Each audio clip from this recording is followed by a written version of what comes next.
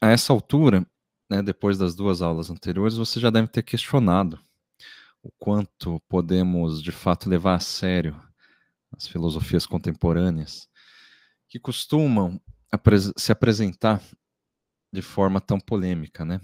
Tanto que na aula passada eu fiz questão de dizer que, né, desde o início que ia ser polêmico e tal. Mas a maior polêmica reside justamente na inversão desse questionamento. Em vez de perguntar por que a filosofia costuma ser tão polêmica, e se a gente pode levar isso a sério, a filosofia nos leva a perguntar, a filosofia contemporânea, o quanto podemos de fato levar a sério tudo aquilo que nós já levamos tão a sério há tanto tempo, como a ciência, os saberes, as tradições e os valores humanistas. Não por acaso, boa parte dos filósofos contemporâneos já foram acusados, né, e continuam sendo, de serem ideológicos demais, manipuladores, pós-modernos, como se eles promovessem uma espécie de retorno a um irracionalismo ou a um relativismo inconsequente, né? Ou ainda algum tipo de autoajuda panfletária. Mas o que acontece, na verdade, eu diria que é um jogo de acusações mútuas, né? No qual a ciência luta por sua legitimidade, ao mesmo tempo em que novos saberes e novas práticas se empenham na desconstrução, né, de todo e qualquer princípio universalista, essencialista e determinista. Então, isso que eu estou chamando aqui de viradas ontológicas, no plural, parte principalmente desse confronto agonístico que sempre existiu, mas que aparentemente foi se tornando mais explícito e acirrado ao longo do século XX, sobretudo com relação às consequências ontológicas dessas disputas, né, em nossos modos de existência. Tá? Mas pensem, antes de tudo, o quanto essas viradas e disputas, na velocidade com que foram e continuam se difundindo, né, certamente assusta aos que defendem a filosofia como um trabalho mais lento, paciente e demorado. Ou seja, também está em xeque aqui a imagem hegeliana da coruja de Minerva, né, que abre suas asas somente no início do crepúsculo, ou seja, está em xeque a ideia de que a filosofia precisa se manter distante do calor dos acontecimentos, para que possa refletir sobre os acontecimentos com o devido cuidado, né, posteriormente. É lógico, essa imagem ainda persiste, sobretudo no ambiente acadêmico, mas ela está cada vez mais sendo confrontada, eu diria, pela figura do galo, tal como aparece no Assim Falou Zaratustra, né? Ou seja, que é a ideia de uma filosofia que marca o raiar do sol, né? O sol nascendo, ou seja, se antecipando ao grande momento do meio-dia, nas palavras do Nietzsche. Então, desde Nietzsche, a gente vê essa reivindicação de uma filosofia mais diuturna, menos noturna, ou seja, mais energética e confrontadora, como um verdadeiro galo de luta, que, aliás, é o codinome, né, de um dos intelectuais orgânicos mais proeminentes de São Paulo. Pois bem, uma brevíssima revisão das últimas 2 aulas, né, que eu tentei aí passar para vocês. Na primeira aula, a gente viu que a virada linguística ou textual e pragmática, que talvez tenha tido a filosofia analítica como sua principal resultante, né, nos levou a analisar não apenas o significado de nossa linguagem e de nossas ações, mas principalmente os usos, os efeitos e as forças que estão em jogo nos modos como todos os valores e efeitos são propriamente construídos, né, pela linguagem e tudo. A gente também viu, daí na semana passada, que se as bases do humanismo persistem firmes no nosso horizonte, o esforço pós-humanista não consiste em tentar apagar essa tradição persistente, mas em explicitar suas contradições e indicar alguns caminhos disfóricos, né, nos termos do Preciado, de reapropriação, deslocamento e subversão dos valores humanistas. Ou seja, primeiro, vimos o questionamento contemporâneo da suposta adequação entre língua e realidade, ou entre pensamento e verdade objetiva. E depois, na aula passada, a gente viu o questionamento do sujeito enquanto agente a priori de toda experiência, de toda ação e pensamento. Hoje, a ideia é introduzir algumas abordagens contemporâneas que, mais do que questionar as contradições da filosofia moderna e do humanismo, me parece que articulam de forma mais propositiva outras estratégias de ação e de interpretação do mundo, né? Então, avançando aqui. Antes de tudo, eu quero apresentar a vocês esse livro esquisito chamado Vampiroteutes Infernalis, né?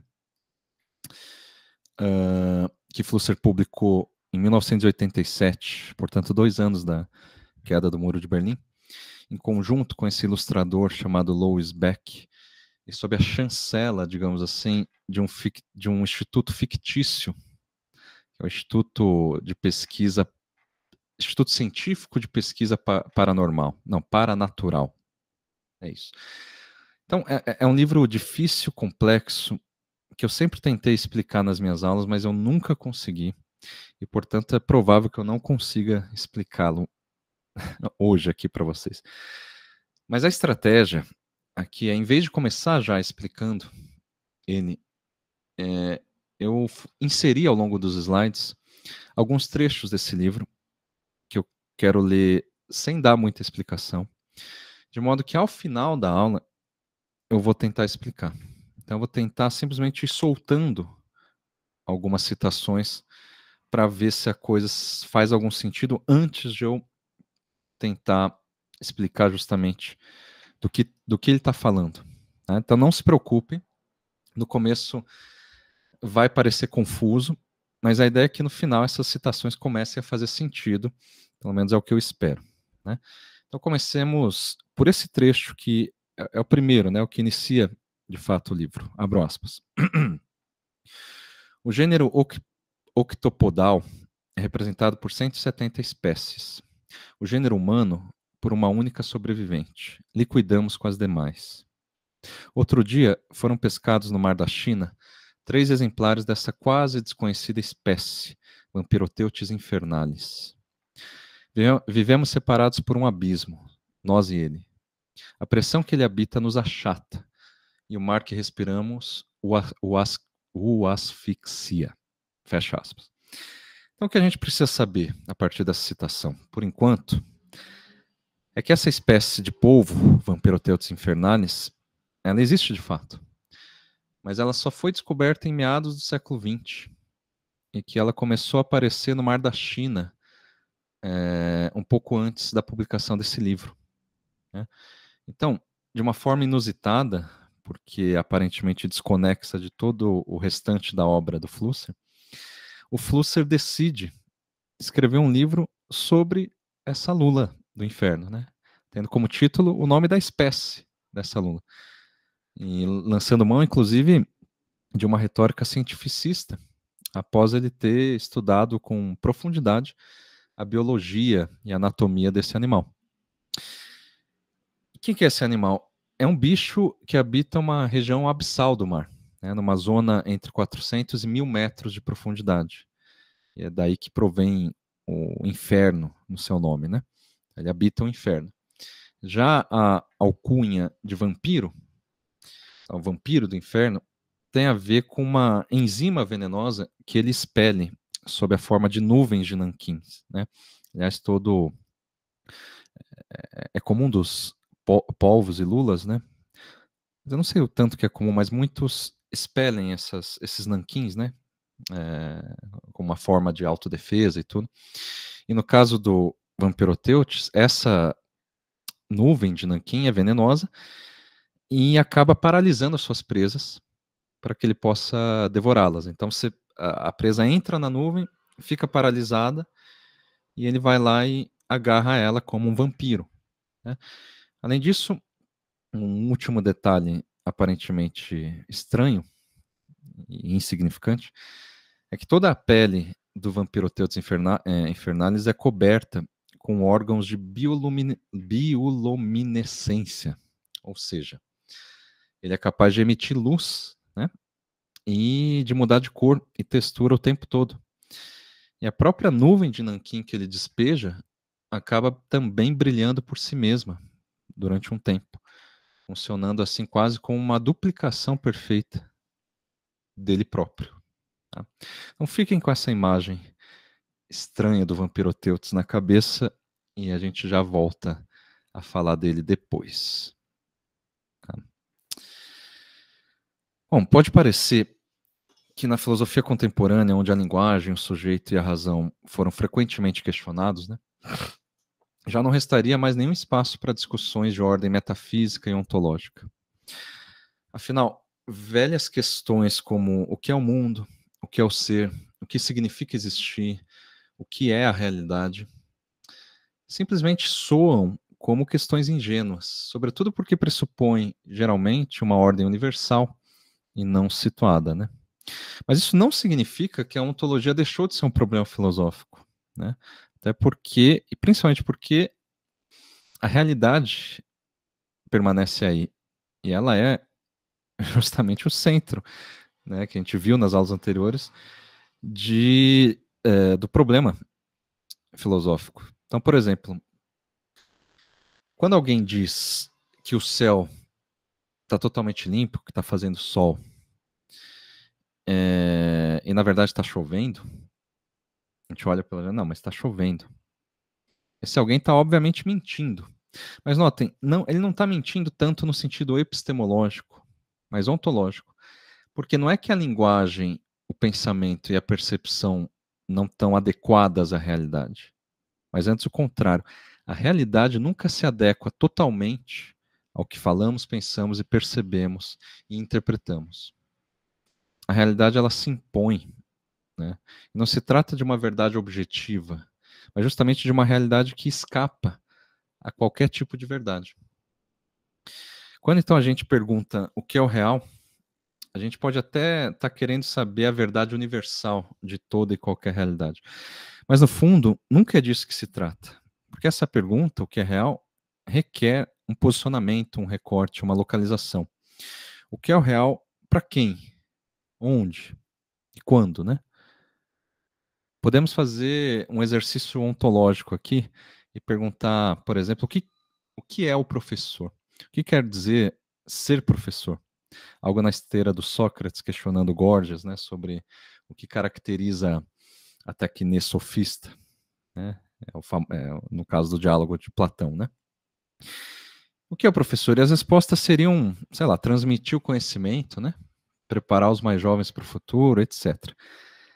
Mas percebam, todas essas respostas ontológicas sobre o ser do professor costumam esconder uma realidade específica em um contexto situado.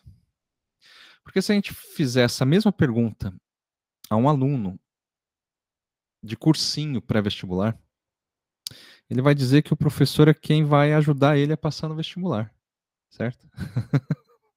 Essa é a ontologia do professor para ele. Já quando eu pergunto para minha filha de 5 anos o que a professora dela faz, ela me diz que a professora é quem cuida dela quando eu e a mamãe estamos trabalhando. Essa é a definição. Então, não há uma natureza universal da atividade docente, mas o fato é que essa atividade existe, de uma forma ou de outra, né? Agora a gente poderia levantar algumas perguntas mais insidiosas. A atividade docente tem mais a ver com o conhecimento teórico ou com a realidade empírica? O professor trabalha mais com verdades objetivas ou com experiências subjetivas? O professor é uma autoridade que detém uma razão inquestionável e critérios universais? Ou é apenas um facilitador para uma construção coletiva do conhecimento?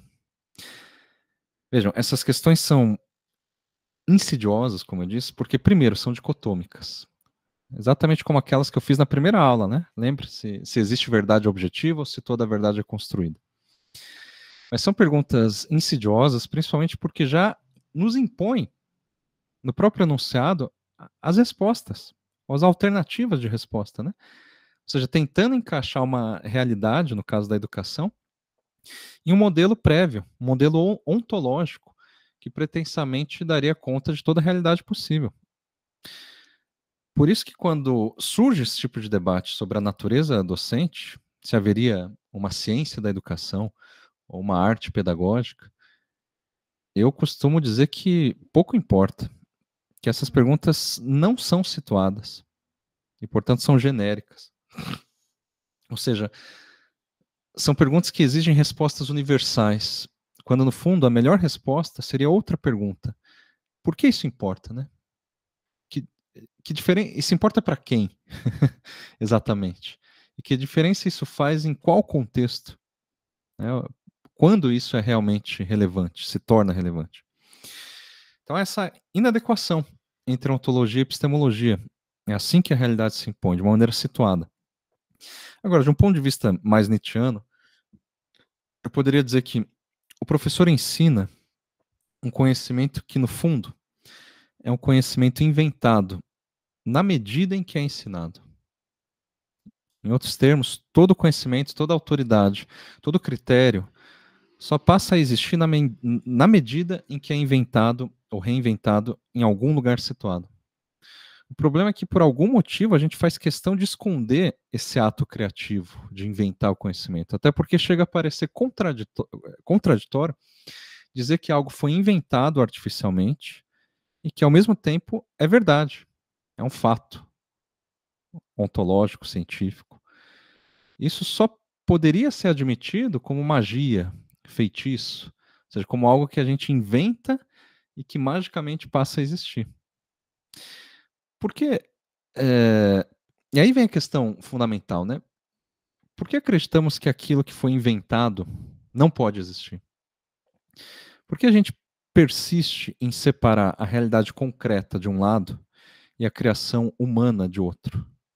E percebam o quanto as noções de artifício, criação, imaginação e ficção permanecem a todo instante em oposição ao real, ao concreto, ao material e factível.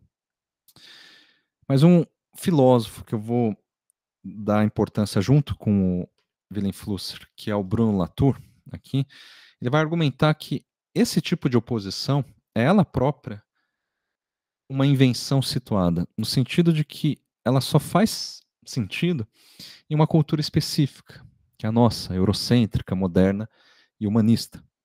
Enquanto que em outras culturas, essa oposição entre criação e realidade é simplesmente sem sentido. Tá?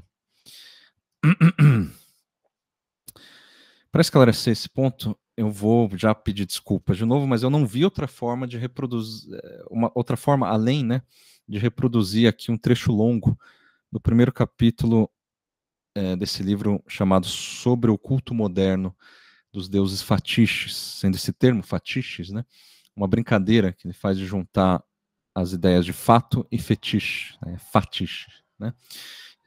E nesse livro o Latour, nesse capítulo, né, nesse trecho, ele está narrando a chegada dos portugueses na Guiné Africana no século XV.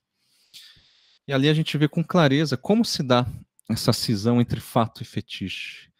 Que aqui, a ideia de fetiche significa uma acusação de alienação, de idolatria, como um tipo de conhecimento primitivo e inadequado. Abro aspas. A acusação começa na costa da África Ocidental, em algum lugar na Guiné, e foi lançada por portugueses cobertos de amuleto da Virgem e dos Santos. Os negros eram adoradores de fetiches. Intimados pelos portugueses a responder à primeira questão, vocês fabricaram com suas próprias mãos os ídolos de pedra, barro e madeira que vocês referenciam? Os guineenses responderam sem hesitar que sim. Intimados a responder à segunda questão, esses ídolos de pedra, barro e madeira são verdadeiras divindades? Os negros responderam com a maior inocência que sim, claro.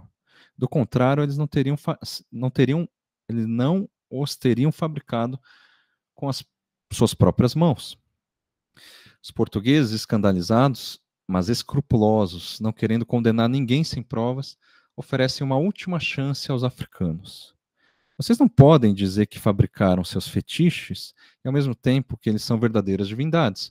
Vocês têm de escolher ou um ou outro, e completam indignados, a menos que vocês não tenham miolos e sejam tão insensíveis ao princípio de contradição como do pecado da idolatria. Silêncio aparvalhado dos negros, que não sabendo discernir a contradição, comprovam pelo embaraço quantos degraus os separam da plena e completa humanidade. Pressionados pelas perguntas, obstinam-se a repetir que fabricaram seus ídolos e que, por consequência, são verdadeiras divindades. Zombaria, escárnio, indignação dos portugueses diante de tanta má-fé. Fecha aspas. Vejam, seria interessante se os africanos tivessem devolvido essa pergunta aos colonizadores, né, questionando se os amuletos que eles portavam, como a Virgem Maria, o crucifixo cristão, ou mesmo a bússola de navegação, né, foram ou não fabricados por eles ou caíram do céu. Né? Mas a questão central aqui é que esse tipo de contradição, esse tipo, na verdade, de indagação, pressupõe a oposição entre construção e fato, enquanto que para os africanos não há contradição alguma entre fabricar uma divindade e reverenciá-la como uma divindade real. Né? E o que Latour vai questionar nessa situação é: quem é que está sendo mais ingênuo aqui? Os africanos, que adoram os deuses que eles fabricaram, ou os portugueses, que também fabricaram seus deuses, mas que já se esqueceram disso ou sequer conseguem se dar conta disso? Né? E o que autoriza os portugueses a pensarem que seriam um único povo capaz de escapar dos fetiches, das crenças e de toda forma de alienação primitiva, né? Notem que o Latour está partindo de uma premissa nietzschiana, né? Os nossos valores, conhecimentos e verdades sempre foram inventados, a gente já viu isso. A diferença é que a gente isola essas coisas inventadas da própria realidade e passamos a acreditar que essas coisas caíram do céu e sempre existiram.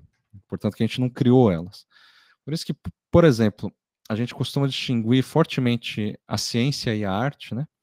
Justamente nesse sentido de que a verdade científica só pode ser descoberta objetivamente, enquanto que a arte é inventada subjetivamente.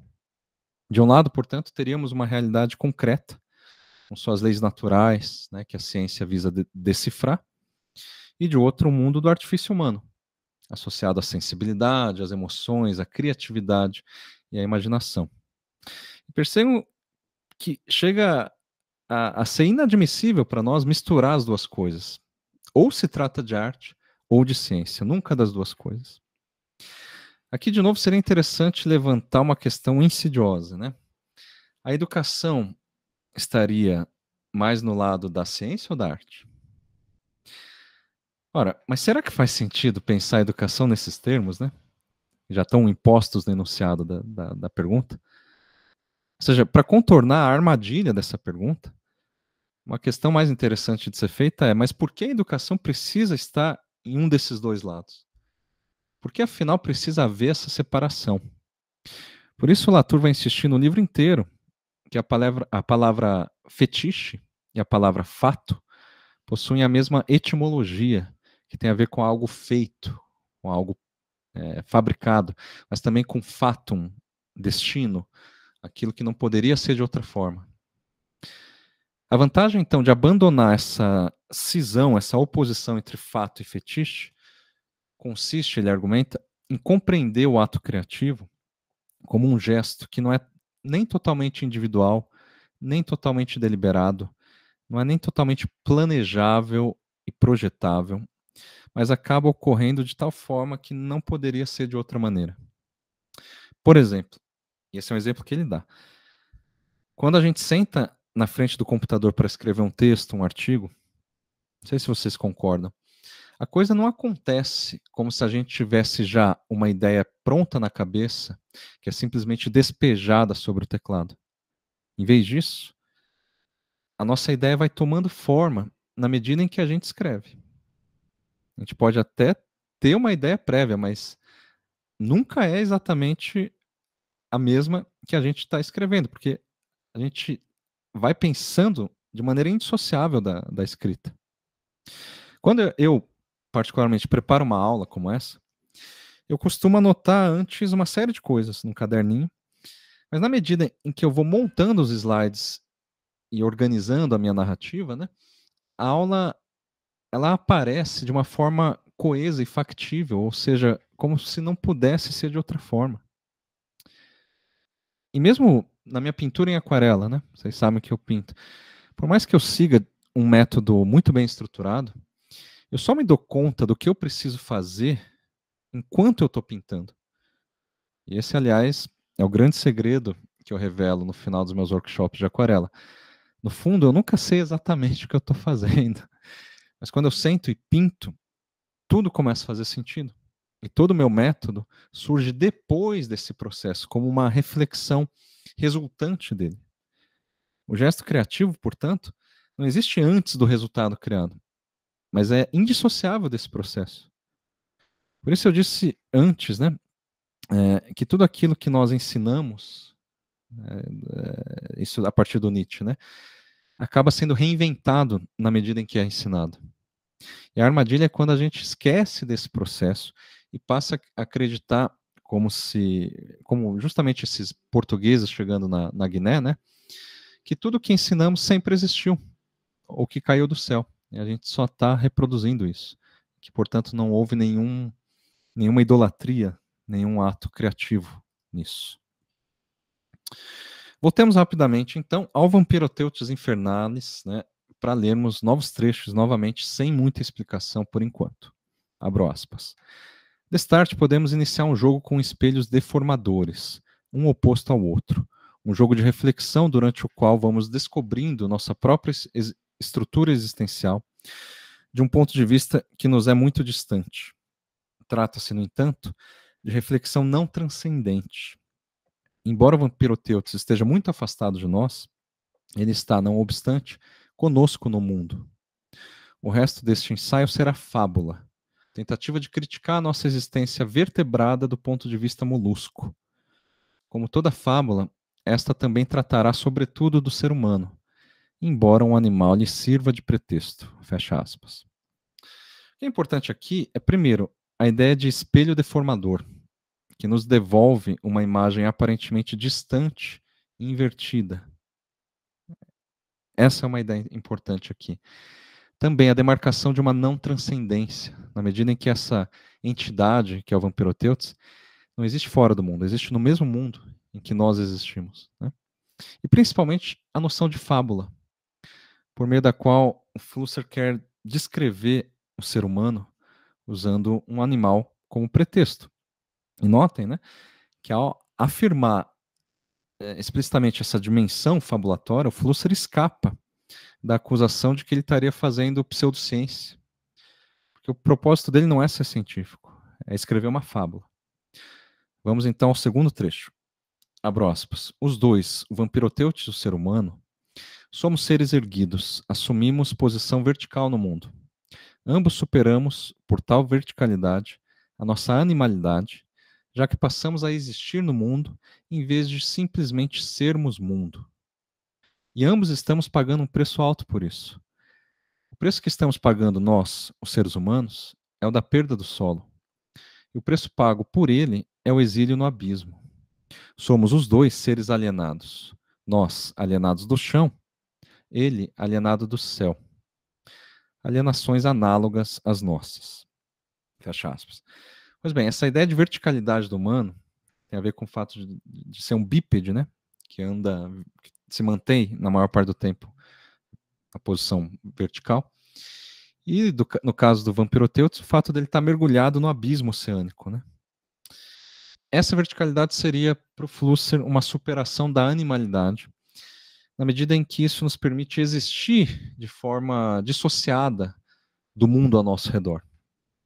No entanto, essa mesma superação também configura uma alienação, né? Nós nos alienamos do chão e o Vampiroteutos se alienou do céu, sendo que essas duas alienações seriam de algum modo análogas para o Flusser.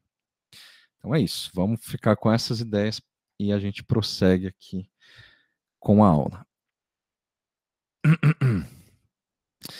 Eu acho que essa é a primeira virada ontológica que a gente pode depreender não apenas do Bruno Latour, mas desde Nietzsche. Lembrem Lembram vocês que na aula anterior a gente viu na genealogia da moral, aquela polêmica, que não existe sujeito por trás do fazer e que o sujeito é uma ficção acrescentada à ação? Pois bem, mas a questão que a gente tem que pensar aqui é que mesmo assim o sujeito passa a existir de algum modo nesse processo, justamente como resultado da ação. O que significa dizer, em outros termos, que somos filhos de nossas obras, e não o contrário, como a gente costuma pensar. Ou seja, que as nossas obras foram paridas por nós.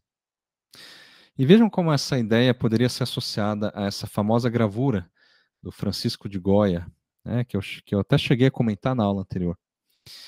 Ali na gravura não está escrito que a razão, com R maiúsculo, produz monstros, mas que o sonho da razão produz monstros. Então a razão é um sonho que nós tentamos por séculos materializar, e que sim, a gente conseguiu fazer isso, sobretudo por meio da ciência. Mas quando a gente se depara com os monstros da crise climática ou da extrema-direita, por exemplo, é como se a gente já não tivesse mais nada a ver com isso, porque a razão foi desde o início separada desse sonho que a produziu, e que também nos produziu enquanto sujeitos racionais. É o mesmo sonho. Então, a ideia de que somos filhos de nossas obras significa que nem nós e nem nossas obras somos totalmente autônomos. Então, veja, um pai ou uma mãe, afinal, só se tornam um pai e uma mãe na medida em que criam um filho. E nós criamos um filho, claro, para que ele tenha autonomia, justamente porque ele não nasce com autonomia. Mas nesse processo, a gente começa a se perguntar o quanto de fato estamos criando alguém e o quanto esse alguém não estaria também nos recriando de algum modo, nos tornando outra coisa. E que, na verdade, nunca tivemos toda essa autonomia que a gente imagina ter. Ou seja, em algum momento a gente se questiona se seriam nossos filhos dependentes de nós, ou o contrário, nós dependentes de nossos filhos. Porque vejam, existem filhos e filhas que são criadas sem o pai, ou sem a mãe, ou até sem ambos. Mas inversamente, não pode existir um pai ou uma mãe sem um filho. É o filho que faz alguém ser pai ou mãe. De modo que, ontologicamente, o Criador depende da criatura para existir como tal. Talvez mais do que o inverso. Talvez a criatura não depende do Criador, tanto quanto o Criador dependa da criatura. De forma análoga, poderíamos também perguntar: será que os nossos alunos dependem de nós, professores? Ou será que nós dependemos deles, né? Quem é que de fato está educando quem nessa história? É esse tipo de questão que a gente pode depreender da ideia nietzschiana de que não existe um sujeito antes do fazer, e também da ideia laturiana de que fato e fetiche não existem separadamente, por mais que a gente insista em fazer essa divisão. Mais precisamente, o Latour vai repetir o tempo todo que a gente opera essa cisão entre uma realidade objetiva e subjetiva, entre uma realidade teórica e uma realidade prática, entre o que existe independente de nós, a natureza, e o que existe de forma indissociável de nós, que é a cultura, né? Objetivo, subjetivo, teórico, prático, natureza e cultura. Notem que a crítica dele não recai é, justamente em nenhum solipsismo, ou seja, ele nunca vai dizer que a realidade só pode existir por causa de nós, por causa da nossa vontade. Isso apenas inverteria a prioridade do polo objetivo para o subjetivo, mas conservando essa mesma cisão. Então a realidade é sempre subjetiva. A questão é compreender como o subjetivo nunca está dissociado do objetivo, assim como nenhuma teoria está dissociada da prática, de seus efeitos práticos, e compreender, como dizia Nietzsche, que a ação é tudo. Né? E, portanto, tudo o que há são ações possíveis, modos diferentes de agir no mundo. Não se trata de abolir as categorias, mas de pensar em outras formas de categorizar. Por exemplo, em vez de objetivo e subjetivo, qual é a efetividade de uma teoria científica em um contexto específico? O que uma teoria nos permite fazer e o que ela não nos permite? O que uma prática da mesma forma, nos leva a pensar quais são seus efeitos. E claro que assim, nenhum cientista vai dizer que ele criou as suas teorias, que é o que o Latour gostaria que eles dissessem, né?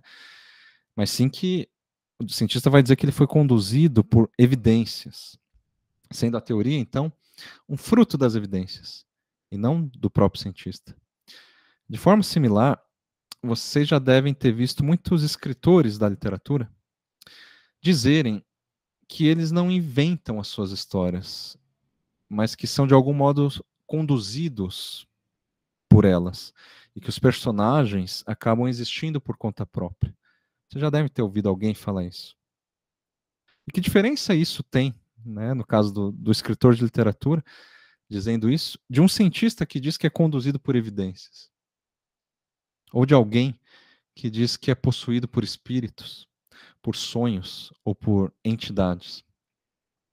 Vejam, todos nós já dissemos em alguma aula algo como: mas a ciência diz isso, diz aquilo. A ciência não diz isso, a ciência diz outra coisa. Eu já disse isso também, né? Ora, o que a ciência teria a dizer que não seja, na verdade, o que nós podemos dizer em nome dela, né? E o que nós teríamos a dizer em nome da ciência, a não ser aquilo que alguma outra pessoa já disse? Ou seja, novamente, a ciência não existe de forma autônoma. E nós também não existimos de forma autônoma. Assim como os monstros que nos assombram também não existem de forma autônoma. Eles foram criados. Isso não equivale a dizer que então tudo vale, ou que então tudo depende do ponto de vista. Porque isso seria justamente devolver a autonomia ao sujeito e ao ato criativo, né? Como se bastasse querer ou acreditar para que algo passe a existir do nada. E como se bastasse a gente parar de acreditar, por outro lado, na realidade, que ela simplesmente desaparece. Aliás, um escritor de ficção científica que eu gosto muito, chamado Philip K. Dick, ele vai definir o real justamente no sentido oposto, né? Ou seja, o real é como sendo aquilo que, quando a gente para de acreditar, não desaparece. Então a questão é compreender que sim, existe um real que se evidencia por si mesmo, que portanto tem uma autonomia parcial, e que inclusive existe independente de nós, né? Independentemente de nós. Mas nós não existimos fora desse real. Nossas obras não existem fora do real. E boa parte do real foi sim fabricado e só se torna efetivo de forma indissociável da nossa atuação nele, né? Em suma, nós somos um efeito do que fazemos com o real, que é um outro modo de dizer que somos filhos de nossas obras. Mas quais são as consequências práticas da gente pensar nesses termos, né? Qual é a vantagem? Isso, a Luciana colocou o Homem do Castelo Alto. Bem lembrado. Depois eu leio ali, Michael e todo mundo que for comentando as coisas um pouco mais interessantes da gente discutir. Só então avançando aqui, ó. Essa ideia de que nós somos um efeito do que fazemos com o real, eu acho que aparece muito claramente nas conferências do livro Diante de Gaia, onde o Latour chama de Gaia justamente o que fizemos com a realidade. Portanto, Gaia não é uma mãe natureza, muito menos uma entidade divina, apesar de originalmente o nome vir disso, né? Ele está chamando de Gaia justamente a consequência das sucessivas ações humanas ao longo dos séculos. Então vejamos o que ele diz ali na página 49, abro aspas. Como não se desestabilizar ao perceber que a revolução a que aspiram os espíritos progressistas talvez já tenha sido produzida? Na prática, somos todos contra-revolucionários, experimentando minimizar as consequências de uma revolução que foi feita sem nós, contra nós e, ao mesmo tempo, por nós. Fecho aspas. Vejam que interessante. Ele está falando aqui, claramente, de uma revolução no sentido de uma transformação geológica, né? Do antropoceno. De um mundo em que cada elemento do solo, do ar, do mar e dos rios já resulta em grande medida de modificações, criações e invenções humanas. Mas o que nos desestabiliza, que ele diz ali, é o fato de que essa revolução foi feita, primeiro, sem nós, no sentido de que não foi feita individualmente por cada um de nós, mas também foi feita por nós e contra nós. Logo, fomos nós que criamos Gaia, mas nós também nos tornamos filhos de Gaia, na medida em que agora nos encontramos irreversivelmente emaranhados em tudo isso que já fizemos com o mundo. De modo que a única forma de lidar com esse problema é começando por admitir que fomos nós que criamos esse problema. E que agora a nossa existência está à mercê desse monstro que parece ter caído do céu, como um castigo divino. Né? Por isso achei interessante reforçar essa relação indissociável que nós temos com o mundo, conectando Latour com esse trecho da conferência A Ordem do Discurso, do Foucault. Abro aspas. Não devemos imaginar que o mundo nos apresenta uma face legível que teríamos que decifrar apenas. Ele não é cúmplice de nosso conhecimento. Não há providência pré-discursiva que o disponha a nosso favor. Deve-se conceber o discurso como uma violência que fazemos as coisas, como uma prática que lhes impomos em todo caso. Fecho aspas. A ciência, portanto, não é uma forma de decifrar o mundo, mas é, antes de tudo, um discurso e uma prática que se impõe ao mundo. A ciência, assim como a arte, a religião e a educação, é nada mais do que um modo de atuar no mundo, e cujos efeitos são indissociáveis do que nós vamos nos tornando nesse mundo. Né? Então, nós somos efeitos desses próprios modos de atuar no mundo. Então, quando a gente ainda fala em termos, por exemplo, de uma crise climática, percebam o quanto esse discurso diz mais sobre como a gente lida com o problema do que sobre o problema em si mesmo. Que crise é uma situação excepcional. É algo que pode ser superado uma hora ou outra. Enfim, crise é algo que vai passar, ou que pode passar. A questão é que já não se trata de uma crise. Porque se um dia ainda era possível reverter a situação, isso foi há pelo menos 50 anos atrás. E ninguém fez absolutamente nada. O que resta a ser feito agora é não apenas desacelerar, ou tentar desacelerar esse processo irreversível, né? Mas também nos questionar. Como é que durante tanto tempo ninguém levou isso muito a sério? E até hoje muita gente não leva a sério. Como se a ciência fosse um mero discurso que decifra a realidade, mas que não possui nenhum efeito na realidade. E como se o nosso modo de vida atual, enfim, não tivesse nada a ver com essa tal crise climática, que sendo apenas uma crise, uma hora ou outra poderá ser decifrada e solucionada pela ciência. Seria muito bom se fosse esse o caso, mas não é.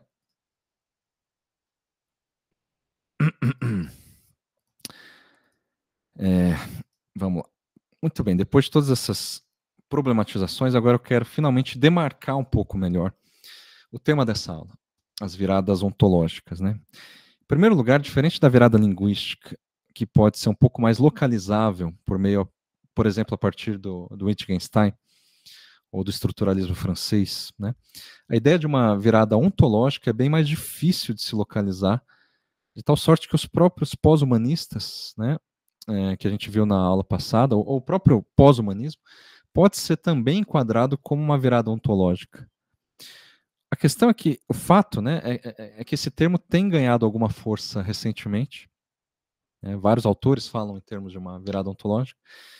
E se eu preferir colocá-lo no plural, esse termo no plural, é justamente porque eu não vejo com clareza uma única virada ontológica, e nem mesmo um conjunto coeso de viradas ontológicas, mas apenas alguns poucos autores que foram, cada qual à sua maneira, promovendo esse tipo específico, promovendo um tipo específico, né, cada qual, de virada ontológica.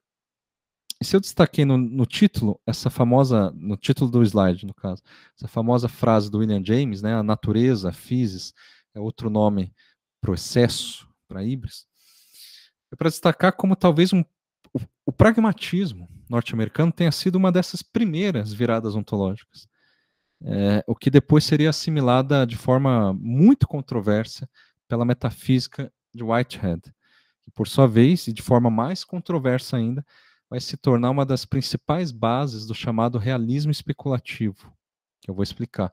Então notem que a controvérsia aqui se resume nessa correlação entre pragmatismo, ontologia e realismo. A vertente do pragmatismo norte-americano foi de fato fundada por esse médico e psicólogo chamado William James. Por curiosidade, era o irmão do escritor famoso Henry James, né? Desde o final do século XIX, ele defendia que as teorias científicas e filosóficas deveriam ser julgadas não em si mesmas, não por sua própria lógica ou pela coesão interna, mas sim por seus resultados ou efeitos na vida prática. Porque para ele, todas essas teorias não são apenas descrições enviesadas da realidade. Quer dizer, são justamente descrições, né? Mas são também enviesadas. E, portanto, é sempre um erro tomá-las como um modelo de realidade. Isso também implica colocar em pé de igualdade, para o William James, a ciência, a filosofia, a arte, a religião e as sabedorias populares. Na medida em que todas essas coisas se mostram úteis em determinada situação ou contexto. Mais do que isso, para William James, a realidade nunca é coesa e homogênea, mas sim composta por uma pluralidade de realidades que coexistem no que ele chama de pluriverso. Muito antes desse termo ser banalizado, né, e apropriado em teorias conspiratórias, ou mesmo da física quântica. É engraçado verificar que o William James foi o primeiro a falar de pluriverso. Então, para ele, né, no pluriverso existem diferentes experiências, culturas e modos de vida que vão interagindo e se modificando nessa interação, né? Sem nunca convergirem em um único princípio, natureza, ponto fixo, nem propósito. Isso explica porque o pragmatismo americano não equivale, por exemplo, ao utilitarismo inglês. Porque, embora o princípio da utilidade seja central em ambos, não há no pragmatismo norte-americano um entendimento universal dessa utilidade, que existe no caso do utilitarismo inglês. Mas justamente para William James, a utilidade é uma concepção situada, que pressupõe múltiplas realidades, situações, valores, experiências possíveis, que em determinado momento são úteis, mas nem sempre. Vejam, a importância do William James na educação, eu acho que já é bem conhecida, né? E pode ser sintetizada por sua grande influência em alguém como John Dewey, que você já conhece, certamente, por exemplo, que valorizava a experiência prática, cotidiana e empírica como base não apenas para o aprendizado efetivo, mas também para a crítica do conteúdo ou da ênfase no conteúdo, né, como base ali do que se quer ensinar. Ou seja, para o John Dewey, difícil aqui falar, não existe educação isolada da ação e das interações sociais. E esse princípio vai ser cultivado naquilo que veio a se chamar no Brasil de escola nova, né? Associado a nomes como Fernando de Azevedo e Anísio Teixeira. Mas notem que tanto em John Dewey quanto na Escola Nova, o pluralismo do William James já não aparece mais. Por quê? Eles tomam o método científico, eles resgatam o método científico como base para uma renovação do ensino. Então, eu diria que muito mais alinhada ao pragmatismo pluralista do William James, me parece ser a abordagem analítica de outros nomes da educação, mais propriamente norte-americano, que é, por exemplo, Richard Peters ou Israel Scheffler. Né? Na medida em que a abordagem analítica deles vai questionar as teorias pedagógicas modernas, né? Principalmente por seus resultados, a partir de seus resultados e efeitos, em determinados contextos. Ou seja, para além das suas promessas críticas, progressistas e universais. Outro nome interessante que eu diria que preservou e deu continuidade ao pluriverso do qual falava William James é o filósofo da ciência chamado Paul Feyerabend, né? Que ele propôs não apenas um anarquismo epistemológico, no sentido de que não se pode ter métodos nem princípios universais na ciência, mas, sobretudo, porque ele propôs uma abundância ontológica de realidades e modos de existência que compõem um mundo que não pode ser mapeado, não pode ser limitado. Mas a influência que eu acho mais inusitada do William James, e que importa mais para essa aula, é a que ele exerceu sobre o Whitehead.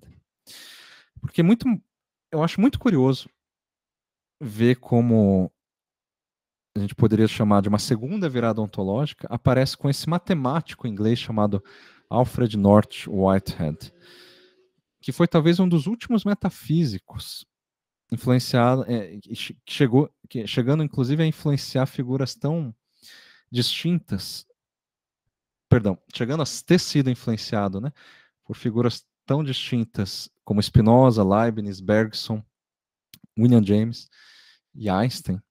E daí sim, chegando a influenciar posteriormente tanto a física quântica, que o Whitehead criou a fundar, ajudou a fundar, quanto figuras como John Searle, que é um filósofo analítico, e alguém como Gilles Deleuze, né, que é um pós-estruturalista. Enfim, vamos lá. A ideia de ontologia plana, que talvez seja o que mais influenciou os filósofos posteriores, né?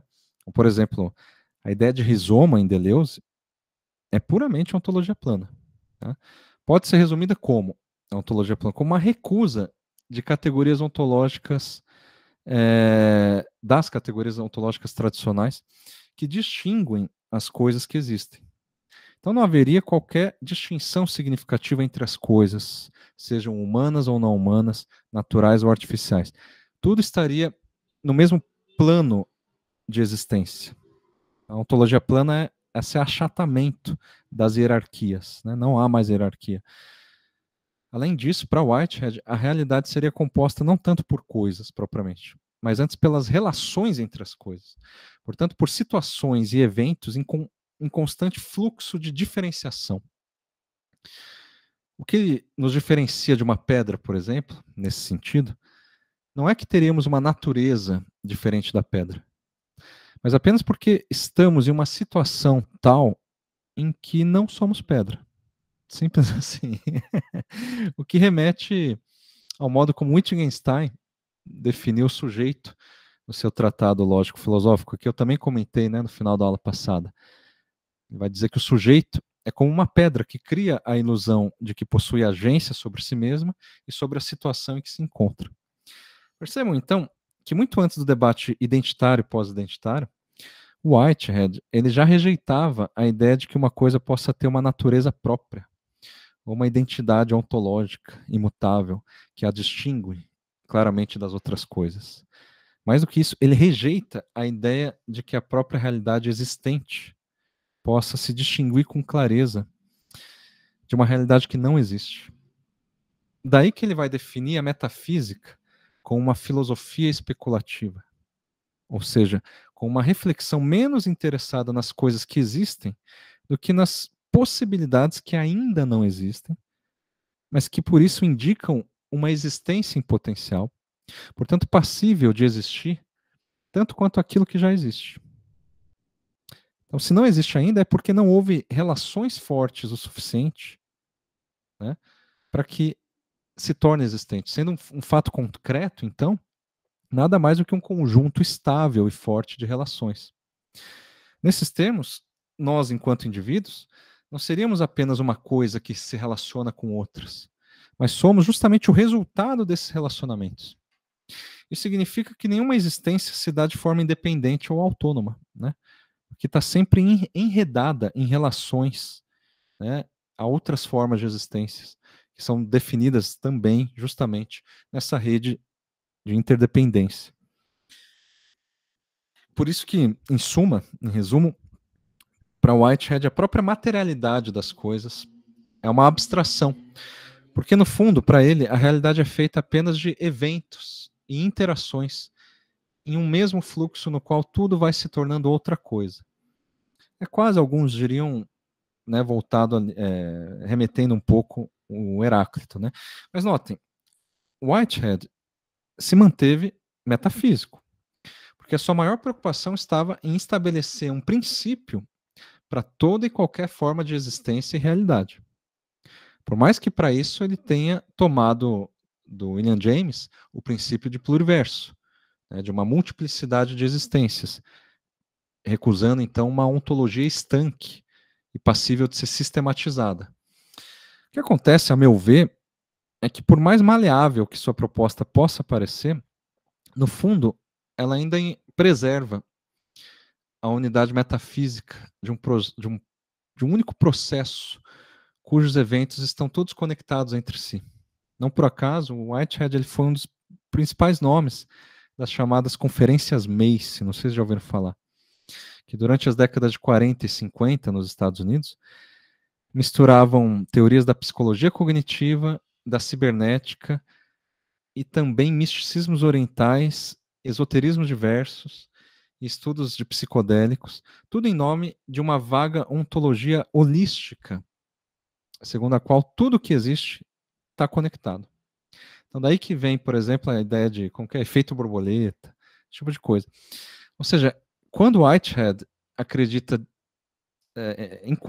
melhor dizendo, enquanto Whitehead acreditava de fato que todas as coisas e eventos estão conectados entre si, então eu estou conectado com alguém no Japão, na Rússia. William James, percebam, discordaria disso. Porque tais conexões só ocorrem em função de uma conjuntura específica, uma ação, um modo de atuar e um efeito desejado, o que por sua vez não se mantém existindo por muito tempo, né, mediante justamente a infinidade de realidades existentes, né, de modo que a desconexão seria muito mais abundante que as conexões. Além disso, o Whitehead diria que qualquer coisa vale, porque toda perspectiva e todo modo de existir se equivalem em uma ontologia plana. Ao passo que William James diria justamente o contrário. A princípio, nada vale nada, porque as diferentes perspectivas, realidades e modos de existir só valem alguma coisa, só podem valer alguma coisa em determinadas situações, sendo, esse é o principal, que nenhuma situação, nenhuma realidade é igual a outra. Não existe essa igualdade que está implícita no Whitehead. Bom, estava demorando, né? Então, antes de prosseguir, vamos ler mais 2 trechos do Vampiroteutes. Abro aspas. Modelos são abstrações do mundo concreto e que procuram obrigar tal mundo a se adequar às suas categorias. Os objetos do mundo e nosso próprio eu não são senão abstrações das relações concretas. Os organismos são abstrações de determinado tecido relacional. O seu ambiente é outra abstração do mesmo tecido. Organismos não são realidades, nem o ambiente é real. A realidade concreta é o tecido de relações que permite extrapolarmos organismos e ambiente. Fecha aspas. Ora, aqui fica clara a prioridade ontológica que o Flusser atribui às relações, né? Por mais que ele não cite em nenhum momento Whitehead, nem William James. Chegando mesmo a dizer nesse trecho que a realidade concreta é só o tecido das relações e que essas coisas que chamamos de organismos e ambientes são meras abstrações do mundo concreto, assim como os modelos teóricos, né? E as categorias que a gente atribui para ele. Vamos então para o segundo trecho. Abro aspas. As emissões de tinta e luz vampirotêuticas são enigmas. O vampiroteutes visa enganar seus parceiros. Usa mídia fluidos, efêmeros e altamente conotativos para que seus parceiros não possam criticar. Usam meios fluidos, né? Eu esqueci disso. Não posso criticar as mensagens. Visa seduzir ou violentar seus parceiros para que armazenem informações sem criticá-las. A cultura do vampiroteutes é um conjunto de artifícios, de estratégias, de demagogias. É conspiração de todos contra todos. Cultura de como se. A cultura da representação teatral do engodo. Fecha aspas. Aqui o Flusser está dizendo que o vampiroteute se comunica por meio de enigmas, né? E com o propósito deliberado de enganar, de seduzir, de violentar os seus parceiros. Então toda mensagem vampirotêutica não passa de um artifício de estratégia e demagogia, né? Como se tudo fosse um grande teatro. Essa cultura do como ser, no sentido de fingimento. Aqui ele está até fazendo referência a um filósofo que é o Hans Weihinger, que é um kantiano, né, século XIX, que escreveu justamente a filosofia do como ser. E essa ideia de fingimento é o sentido original de ficção, né, fingere. Então a gente fica com isso de novo na cabeça para a gente ver se faz algum sentido até o final da aula. Voltando aqui. Bom, como eu havia antecipado, o curioso e o mais controverso é que tanto William James quanto Whitehead vêm sendo revisitados simultaneamente por uma corrente bastante atual denominada realismo especulativo, que desde os anos 90 vem se popularizando principalmente e notavelmente em áreas criativas como a arquitetura, as artes e o design. Esse mesmo movimento também possui outros rótulos, né, como pós-materialismo, metafísica de guerrilha e ontologia orientada aos objetos, que é OOO. Isso a depender de qual autor estamos considerando, sendo que os principais nomes são Ian Bogost, Levi Bryant, Ian Grant, Quentin Milassor, acho que é assim que se pronuncia, e o Graham Harman, que talvez seja o mais conhecido de todos. O importante nessa corrente é investigar a realidade a partir de uma perspectiva não humana, justamente por meio, então, de objetos inertes, tecnologias, outros seres vivos e até criaturas alienígenas. Então, as perguntas aqui são sempre algo do tipo: de que maneira podemos compreender o mundo a partir de uma lula do inferno? A partir do Vampiroteus Infernales, por exemplo. Ou a partir de um filme, ou a partir de um videogame, ou mesmo a partir das cadeiras. Sei lá, ou ainda a partir da inteligência artificial. Ou seja, se parte-se do pressuposto de que nós somente temos acesso aos artifícios que nós construímos para mediar o sujeito e objeto, que por sua vez não existem senão como resultantes desses artifícios. De modo que a única materialidade verificável são esses artifícios que nós produzimos. A própria ideia de humano ou de subjetividade humana precisaria desses artifícios para existir como tal. Então, nesse sentido, por exemplo, o Hamlet, Macbeth, o Rei Lear não são obras onde o Shakespeare buscou retratar as tensões da subjetividade, mas sim artifícios alegóricos que efetivamente criam essa subjetividade tensionada.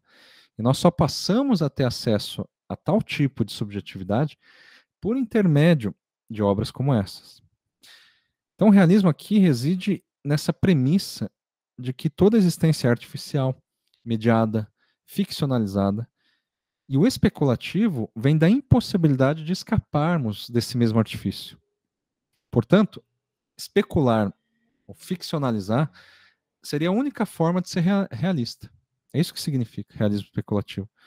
Uma vez que toda a realidade já resulta de nossa relação artificiosa com a realidade.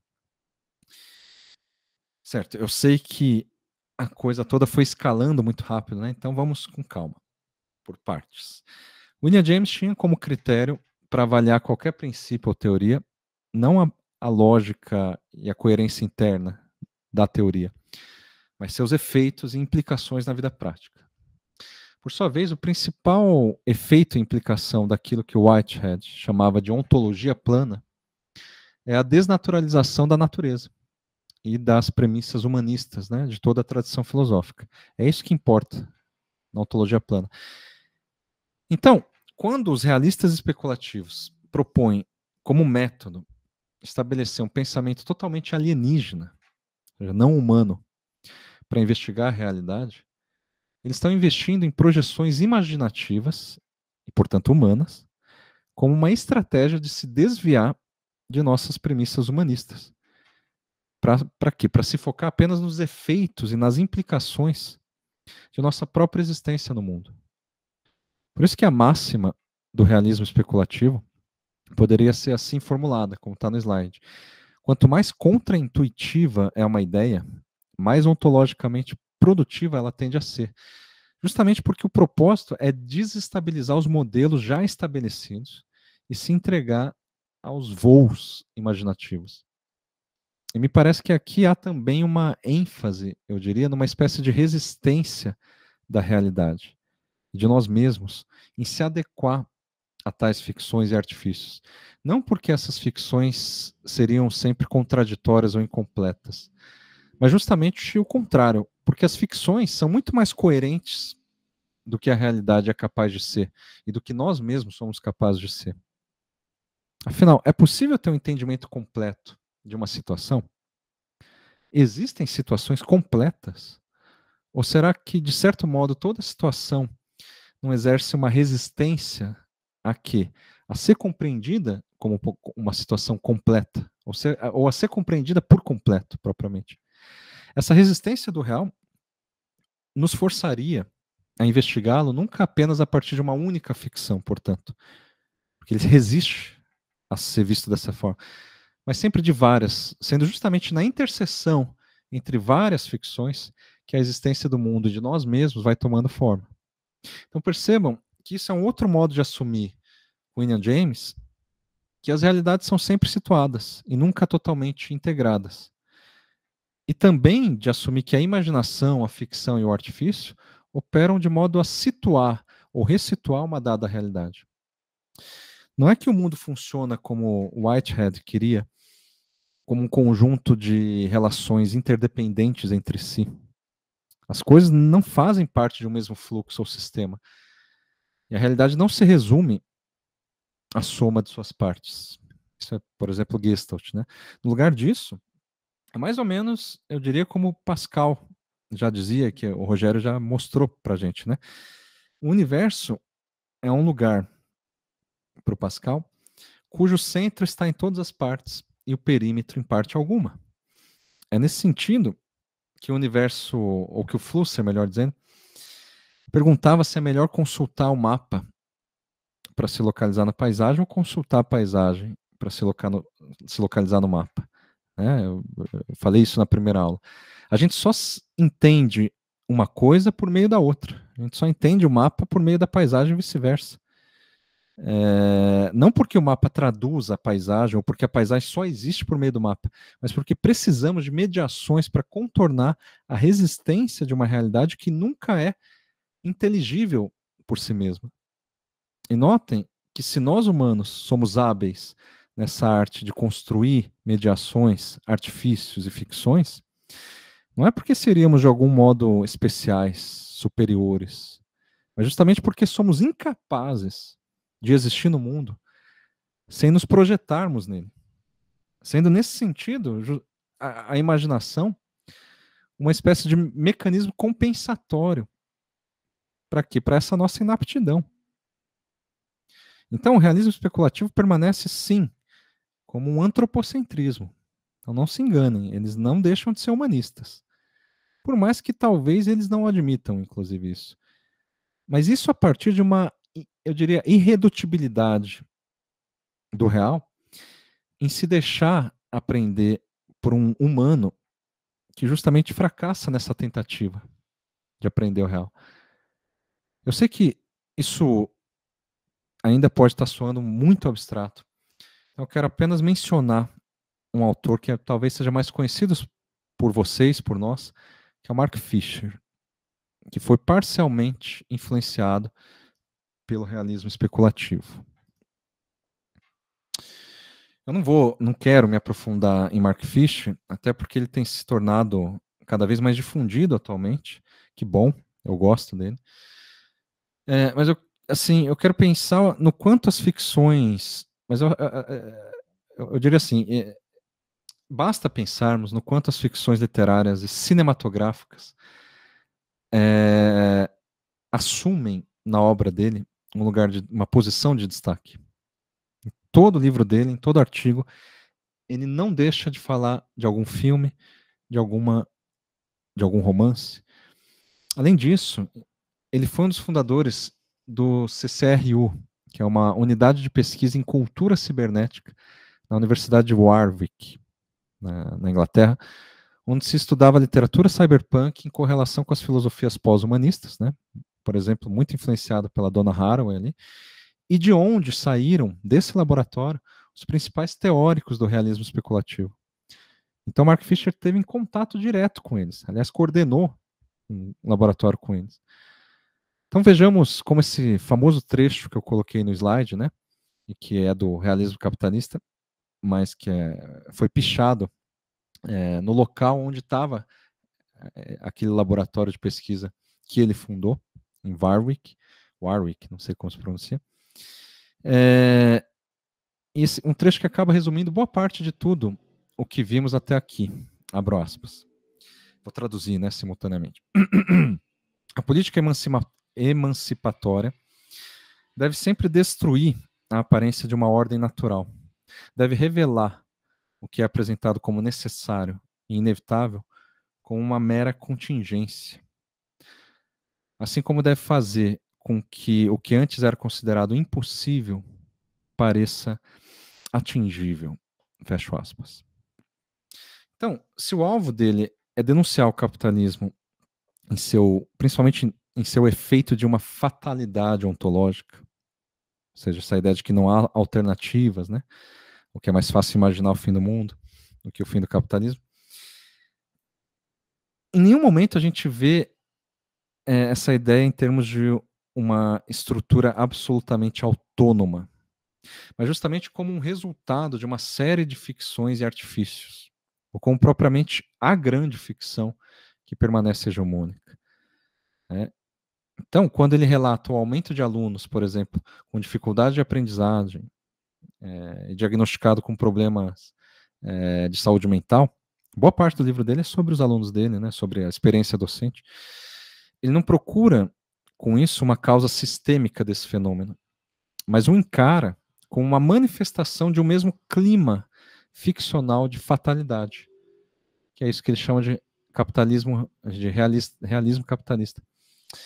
Daí que ele aponta, né, ele sempre aposta, melhor dizendo, em uma contraficção que possa fazer frente a essa realidade paralisante e até confortável que o realismo capitalista produz, né? Mas sabendo que essa contraficção requer novas projeções imaginativas, novos artifícios ontológicos e ficcionais. Seguindo, portanto, ainda aquela máxima de que quanto mais contraintuitiva é uma ideia, mais produtiva ela tende a ser. Porque qual é a ideia mais intuitiva? A do realismo capitalista, que não há alternativa. Não tem como superar o capitalismo. Então, ele aposta justamente nesse raciocínio contra-intuitivo. Né? E bem, na minha opinião, a obra dele não indica muitos caminhos para isso. Eu acho que o objetivo dele nem era esse. Na verdade, como Marx já dizia, né, talvez nenhuma filosofia seja suficiente para transformar a realidade. Ou apenas a filosofia não serve para isso. Mas certamente é esse o interesse dessas viradas ontológicas das quais estamos falando aqui, né? Por isso que nos próximos slides eu vou tentar costurar alguns outros autores e vertentes filosóficas que me parecem convergir nesse mesmo interesse ficcional, mas que também não são suficientes para abarcar a complexidade prática desse tipo de empreitada, né? Que, aliás, como eu já disse na aula passada, os artistas costumam executar essa empreitada de uma forma muito mais potente e efetiva do que os filósofos, né? Avançando de novo. E, de novo, encaramos o Vampiroteuthis, né? Mas essa vai ser a última interrupção para ler trechos do Vampiroteuthis, tá? Não se preocupem, abro aspas. Este é o fascínio que o Vampiroteuthis exerce sobre nós. Ele ousa articular o inferno. Mas, por certo, o inferno por ele articulado é sua utopia, também a nossa. Fecho aspas. O que significa esse inferno que nos fascina no Vampiroteuthis e que coincide com a nossa utopia?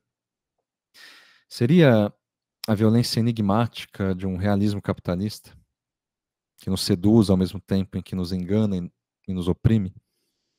Ou será que é a monstruosidade que buscamos justamente enfrentar por meio das utopias, sendo isso o que justifica essas utopias, portanto, como uma contraparte necessária delas? Não sei, o Flusser não deixa claro. Em todo caso, o que eu acho interessante é o quanto o Flusser ele está querendo justamente ser enigmático, ele próprio. Porque nada fica muito claro. De modo que essa ousadia de articular o inferno nos faz confundir o Vampiroteuthis com o próprio Flusser. Vamos ao segundo trecho. Abro aspas. Assim ele vai surgindo das páginas desta fábula, para fitar-nos com seu olhar odioso. E assim o autor viu emergir seu parente no aquário de Banius. Seu olhar odioso seguia os movimentos do observador fascinado. De resto, o bicho não se movia, estava à espreita. Mas notava-se nele uma violência reprimida, como se mobilizasse toda a sua força bestial para não quebrar o vidro e lançar-se sobre o observador, a fim de esmagá-lo. O observador fascinado fica ele também paralisado. Não apenas por terror, mas igualmente por embaraço. O terror é justificado, porque sabemos o que aconteceria se o vidro do aquário cedesse. O nazismo nos ensinou isso. Mas igualmente justificado é o embaraço. As modificações da pele do bicho são prova de quão desesperadamente ele procura se comunicar conosco. Pois contemplar tal espelho, a fim de reconhecer-se nele e a fim de poder alterar-se graças a tal reconhecimento, é o propósito de toda a fábula, inclusive desta. Fecha aspas. Notem, em primeiro lugar, vejam quanto ele repete a ideia de fascínio e de observador fascinado. Né? Remete ao quê? Fascismo. Esse observador, no caso, é o próprio Flusser, que está relatando aqui a sua experiência de se encontrar com o Vampiroteutes no aquário de Banius, que fica na França. A primeira reação é de terror. Não tanto porque aquele monstro é assustador em si mesmo, mas porque se o vidro que nos separa desse monstro se quebra, o impulso imediato seria de guerra e aniquilação. Mas o que ele destaca é a reação de embaraço, após constatar que o bicho estava desesperadamente tentando se comunicar com ele. E no final ele reitera a dimensão fabulatória desse espelho deformante, ou seja, com uma experiência de se reconhecer no monstro e de poder se alterar graças a tal reconhecimento. Avançando aqui. Muito bem, agora eu quero apenas... Eu já vou tentar explicar tudo isso, tá? Do Vampiroteutes. Estou vendo aqui também a pergunta ali dos usos das alegorias. Eu respondo no final, José. Muito bem, agora eu quero apenas mencionar que, paralelamente àquela tradição que culmina no realismo especulativo, houve também uma série de outras tradições que valorizaram a imaginação, a ficção e o imaginário enquanto dimensões ontológicas, portanto, de forma indissociável de qualquer realidade possível. E antes até de eu explicar essas vertentes que eu elenquei no slide, a gente pode lembrar que o próprio Whitehead, por exemplo, insistia em dizer que a imaginação não existe separada dos fatos, e que ela funciona justamente como motor para relacionar as coisas que existem, né? Então, a imaginação também esclarece não só como as coisas passaram a existir, mas também como elas poderiam se tornar outras coisas. Já alguém como, sei lá, o Hayden White, vocês já ouviram falar, que é um historiador pós-estruturalista, ele defendia que a escrita historiográfica é fundamentalmente poética e literária.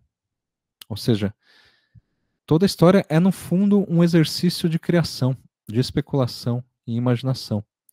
E de forma similar, o escritor argentino chamado Juan José Sayer, vocês já ouviram falar, ele propôs uma antropologia especulativa, que parte das produções literárias, não para compreender a cultura em que essas produções foram produzidas, como se espelhassem, portanto, um mundo não literário, mas para compreender justamente o contrário, como essas obras literárias produzem e materializam, por meio da literatura, outras possibilidades de existência, de mundo e de sociedade. Então, percebam, isso eu só mencionei esses nomes um tanto aleatoriamente, para vocês verem que ao longo do século XX, a ideia de imaginário foi não apenas bastante profícua para a filosofia contemporânea, mas eu diria que acabou se tornando incontornável para pensar em como se organiza a realidade e as compreensões possíveis do mundo. Então, indo para essas vertentes mais específicas, né? Eu devo dizer que grande parte da minha bagagem intelectual provém dos chamados estudos do imaginário, que decorrem primeiro do círculo de Abi-Warburg, na Alemanha, né? E posteriormente do círculo de Eranos, na Suíça. Então, muitos autores como Gilbert Durand, Gaston Bachelard, o Jung, Cassirer, o Eliade, eles começaram a investigar, principalmente no círculo de Eranos, mas influenciados pelo Abi-Warburg, né? Como as manifestações do imaginário, como mitos, símbolos, alegorias, sempre constituíram uma matéria fundamental de todo conhecimento e de toda experiência humana.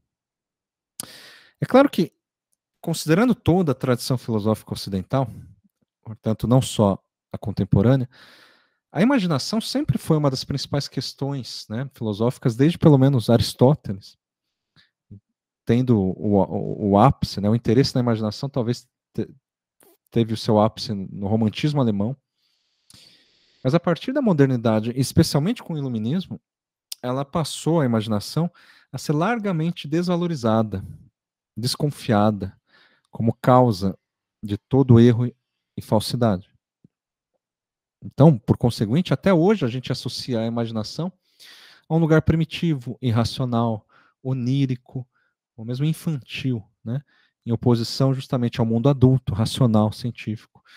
Acontece que a maior parte desses esforços em revalorizar o imaginário, principalmente nessa primeira tradição ali, né, de Eranos, dos estudos do imaginário, colocaram o imaginário em uma espécie de fundo originário de todas as culturas, cultivando assim, infelizmente, o essencialismo e o humanismo típicos da modernidade. Eles não conseguiram dispensar isso. Então, isso permanece na esteira, né, assim, de um sujeito, da categoria de um sujeito que, embora não seja mais definido em termos de uma razão transcendente, permanece ali definido em termos de um imaginário transcendente, em vez de razão.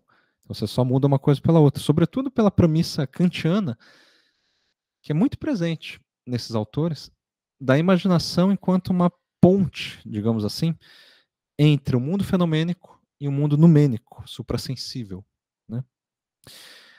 Mas veja, se a gente voltar rapidamente a Abi Warburg, que talvez tenha sido o primeiro a repensar o imaginário ocidental a partir de uma perspectiva não iluminista, a gente vai ver que o aspecto mais produtivo dos estudos do imaginário não reside nesse essencialismo e humanismo que seguiu sendo cultivado, né? O seu famoso e enigmático projeto chamado Atlas Mnemosine, né, do Abi Warburg, que era o quê? O Atlas Mnemosine é incompleto, ficou incompleto, mas consistia em vários painéis que agrupavam imagens de diferentes épocas e contextos, como vemos ali no slide, é um desses painéis, mas são vários assim. Nesse projeto do Atlas Mnemosine, o interesse do Warburg era em mapear o que ele chamava de pathos formel, ou seja, gestos afetivos que se repetem ao longo da história, numa empreitada, portanto, que ele chamava de psicologia da história. Vejam, na concepção dele, esses gestos não se confundem com arquétipos ou mitos originários que cruzariam toda a história de uma forma universal e permanente. Por mais que posteriormente essa ideia do Warburg tenha sido reduzida a isso. Mas esses pathos formel indicam que o imaginário é um repertório dinâmico, no sentido que ele possui uma mobilidade, uma maleabilidade justamente em sua constante atualização. Então, não é que certos motivos ancestrais sempre retornam ao longo da história, e sim que, na medida em que são reconvocados e reencenados, eles não se deixam fixar. Porque, no fundo, são gestos, e não propriamente motivos. Curiosamente, quem melhor compreendeu essa questão não foi ninguém do Círculo de Eranos e dos estudos do imaginário, e sim um filósofo benjaminiano chamado Georges Didi Huberman, que identificou a influência implícita do Warburg no projeto das passagens do Walter Benjamin. Aliás, o Benjamin, infelizmente, é um autor que eu poderia tratar aqui e que não coube, que eu acho também muito interessante. Mas, de fato, um aspecto marcante dessa análise do Benjamin sobre a Paris do século XIX, né, que são as passagens, é o quê? É o anacronismo de uma série de gestos antigos que persistiam ali no século XIX sem nenhum significado, portanto esvaziados, mas que indicam a reminiscência do passado no presente, o que vai levar o Benjamin posteriormente a pensar em termos de uma história a contrapelo, né, na sua famosa tese da história. E o que interessa aqui é que é justamente essa ideia mais dinâmica de um imaginário como um gesto, ou ainda como um sonho, conforme o próprio Benjamin parece indicar no Rua de Mão Única, né? Ao dizer que as imagens são sonhos que clamam por novos sonhadores. Bem, a vertente que eu gostaria de mencionar, a segunda vertente ali, é aquela da escola de Constança, na Alemanha, que ficou mais conhecida como estética da recepção, no sentido de uma teoria dos efeitos estéticos, né, afetivos estéticos. E tem como principais nomes o Hans Robert Jauss, o Hans Ulrich Gumbrecht, né, e o Wolfgang Iser. E essa tradição teve grande recepção no Brasil, por curiosidade, por meio de um professor chamado Luiz Costa Lima, da UFRJ, se eu não me engano. O que é interessante nessa tradição é o uso das teorias literárias em função de uma hermenêutica ontológica, ou seja, explorando como o fictício e o imaginário são indissociáveis da nossa lida com a realidade. Diferentemente, no entanto, dos estudos do imaginário, aqui se parte do pressuposto de que a ficção não nasce de uma necessidade, aliás, que a ficção justamente só nasce de uma necessidade prática que temos do que? De encenar, de fingir. De novo, na esteira do próprio sentido etimológico de ficção, fingere. Tem a ver também com dedos, né? Manipular. Portanto, como uma espécie de jogo que se situa em uma realidade que não se deixa aprender, senão por meio desse tipo de encenação.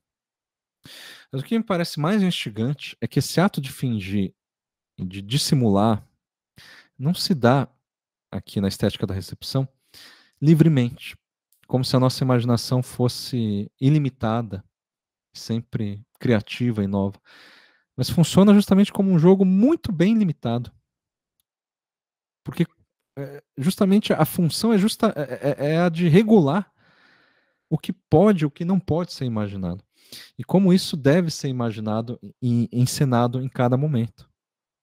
O que isso significa? Significa que o imaginário não se manifesta apenas na literatura, no cinema ou nas artes, mas se expressa, antes de tudo, e talvez com mais força, nas normas sociais, nas leis, nas práticas educacionais, enfim, em todas as formas de racionalidade. Notem enquanto isso recusa a ideia recorrente de que o imaginário se opõe à realidade material e às estruturas de poder, e que a imaginação seria um espaço de resistência e de transformação da realidade. Na verdade, o que chamamos de real já está desde sempre enredados em coordenadas imaginárias que as ficções veiculam, né? Mas isso se traduz, antes das ficções, por meio de valores, significados, leis, deuses, teorias, espíritos. E, por conseguinte, toda ficção funciona como uma disputa política ontológica, e toda a realidade, por sua vez, só pode ser contestada ou disputada a partir das ficções e das encenações dos nossos modos de existir. Isso é justamente algo que a gente pode depreender dessas duas correntes, e que eu sei, essa explicação que eu fiz, apressada, também ficou abstrata. Então, de novo, eu vou tentar explicar por meio de um exemplo, para enfatizar que toda essa discussão sobre o imaginário não se localiza em um lugar abstrato e metafísico, né? Daí, então, eu trouxe esse pequeno exemplo que eu sempre gosto de mostrar, na verdade, para meus alunos, e que talvez muitos de vocês já conheçam, né? Que é a escultura chamada The Fearless Girl, ou, portanto, a menina sem medo, ou menina destemida, né? Que foi instalada essa escultura em 2017 por um coletivo feminista, em frente a esse famoso touro de Wall Street, em Nova York, né? Que por sua vez já estava ali, essa escultura do touro, desde os anos 70. Vamos começar tentando imaginar aqui o que esse touro representava antes da instalação dessa pequena escultura na frente dele. O touro está em posição de ataque, simbolizando a força, a virilidade e a agressividade do mercado financeiro, que é justamente o Wall Street ali, né? Agora, a partir do momento em que alguém instalou essa escultura da menina sem medo, a menina destemida, com uma postura firme, né? As mãos na cintura, como se ela estivesse encarando o touro. Percebam, toda a encenação inicial do touro parece ser invertida. Ou seja, em vez de uma posição de ataque, agora ele está em uma posição de defesa, um tanto desconfiado, um tanto desconfortável e até meio constrangido, meio sem saber o que fazer. Eu não sei vocês, mas eu acho impressionante como a simples inserção de um elemento novo na cena acaba alterando toda a cena. Não apenas no sentido de explicitar as coordenadas ficcionais que sustentavam esse mundo de Wall Street, mas principalmente no sentido de contestar e disputar essa realidade a partir de uma nova ficção. Então, a gente poderia conceituar isso, por exemplo, a partir do conceito de metáfora viva do Paul Ricoeur, que aliás foi um filósofo francês que transitou, um dos únicos que eu saiba, que transitou entre os estudos do imaginário e também na estética da recepção, na escola de Constança. A metáfora, para ele, sendo um gesto de deslocamento, né? A metáfora é isso, é transposição e transferência. É esse gesto que embaralha um sistema simbólico previamente estabelecido, como no caso desse touro, como símbolo de Wall Street. Então, o que importa é o efeito dessa metáfora, enquanto um gesto de deslocamento ficcional que é capaz de reordenar a nossa relação com o mundo, que já está também ordenado ficcionalmente. Essa é, enfim, a virada que a gente pode chamar de ontológica ficcional, que alguém como Paul Preciado, como vimos nas aulas anteriores, soube identificar e definir muito bem, em termos de ontoficção, né? Ontologia ficção. Ou seja, as ficções não apenas servem para nos situar mediante a realidade, mas também para deslocar e ressituar a própria realidade em meio a tantas outras ficções que estão em disputa enquanto possibilidades de existência.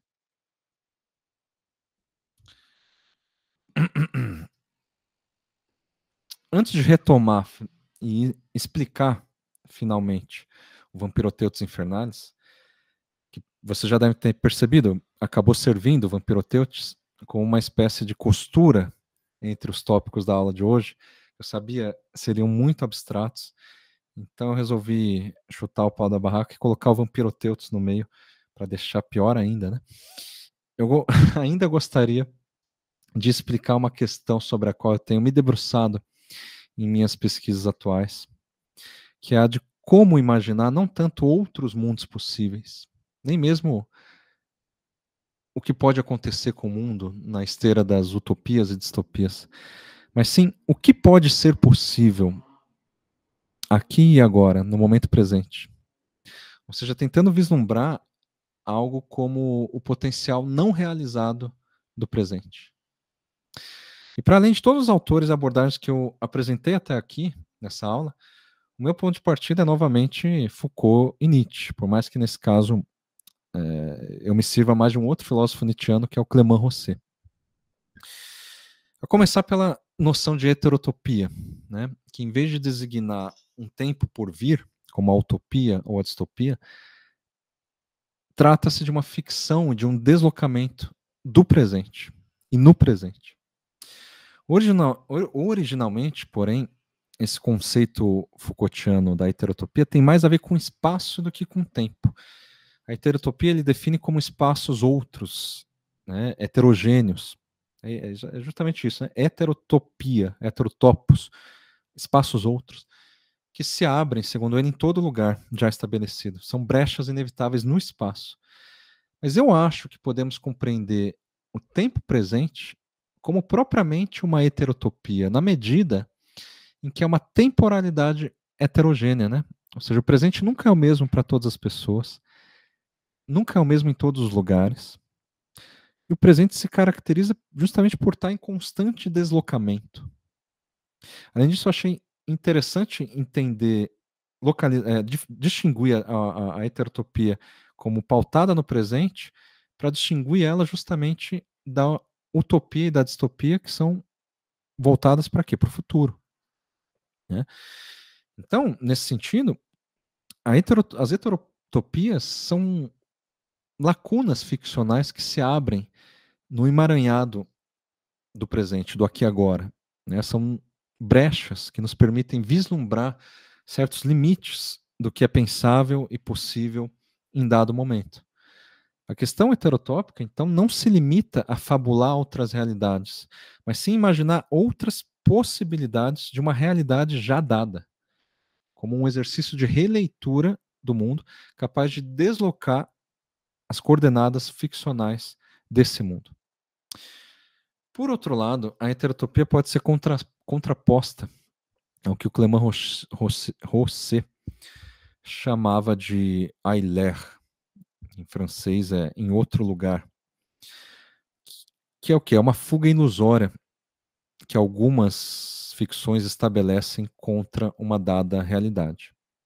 Sob esse viés, a heterotopia poderia ser entendida como uma recusa do real, portanto, como uma ilusão. Né? Por quê? Porque visa esse outro lugar. Mas se a gente for ver mais de perto a filosofia do Rosset, como eu disse, que é nietzschiana, né? A gente vai ver que ele vai dizer que não há como distinguir o real do imaginário. Portanto, não dá para distinguir a realidade das ficções que constituem a realidade. Isso é um princípio nietzschiano que ele parte. Né? Agora, ele vai dizer que o real aparece negativamente em relação a quê? A algumas ficções que justamente o denegam, o reprovam e o deslocam para outro lugar. Então, o oposto do real não é o imaginário, mas sim o ilusório, que é um tipo específico de imaginário, caracterizado por essa negação, esse deslocamento para outro lugar. E esse é o caso, segundo ele, tanto da utopia quanto da distopia, porque ambas partem de uma realidade tida inicialmente por precária, uma realidade falsa ou degradada. E ao mesmo tempo, tanto a distopia quanto a utopia vão apontar, uma vez constatada essa realidade precária, né, ou degradada e falsa, vão apontar para uma outra realidade a ser construída, no caso da utopia, ou recuperada, no caso da distopia. Pois bem, só que a heterotopia se distingue da utopia e da distopia justamente porque não mira em outras realidades que possam superar, corrigir ou substituir a realidade que a gente tem. Mas a heterotopia vai mirar em ficções que já se encontram de forma latente no real, mesmo que ainda não tenham se materializado ou sido encenadas de algum modo. Ou seja, a heterotopia visa mais a uma refiguração ou reconfiguração do presente do que a uma substituição dele. É mais ou menos como a Fearless Girl, né, a garota sem medo diante do touro de Wall Street. Em certo sentido, ela já estava lá antes de ter sido efetivamente colocada ali. E quando a escultura foi instalada, em 2017, ela passa a apontar não exatamente para um novo mundo por vir, um mundo feminista e tal, mas muito mais para uma realidade já existente. Como se aquela garotinha nos dissesse que, no fundo, aquele touro sempre estava com medo e que sua força sempre escondeu uma enorme insegurança. Então a heterotopia é também menos preditiva do que e mais predicativa, no sentido de se ater menos no que a realidade deveria ser ou se tornar, e mais nas situações, nas relações e nos posicionamentos que podem se estabelecer em um dado momento específico. Isso implica reconhecer, em primeiro lugar, que a realidade nunca é tão coesa e coerente quanto as ficções, porque no mundo só existem partes sem o todo. né, como Pascal dizia. Só existem relações sem nenhum princípio de convergência. Só existem perspectivas em disputa, ficções em disputa. Ao mesmo tempo, também é preciso reconhecer o caráter arbitrário e contingente da realidade, no sentido de que tudo poderia ter sido diferente, as coisas poderiam ter tomado outros rumos, mas o atual estado de coisas, do presente, portanto, é tudo o que nós temos. Portanto, e por conseguinte, melhor dizer, também se trata de compreender que há sim outras realidades possíveis, mas essas não estão em outro lugar ou em outro tempo. Elas residem aqui e agora enquanto potencialidades ainda não realizadas.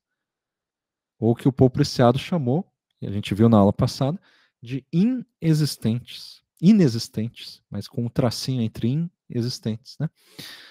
Então a questão a ser levantada pela heterotopia é como certos modos de existir são propiciados e privilegiados em detrimento de outros.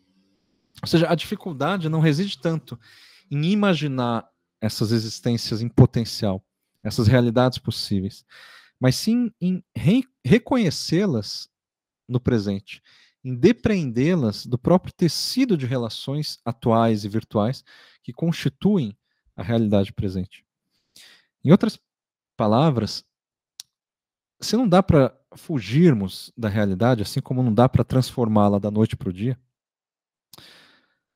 podemos começar nos ressituando nessa realidade, e nesse movimento que é sempre ficcional, a realidade pode se ir aos poucos se tornando outra coisa.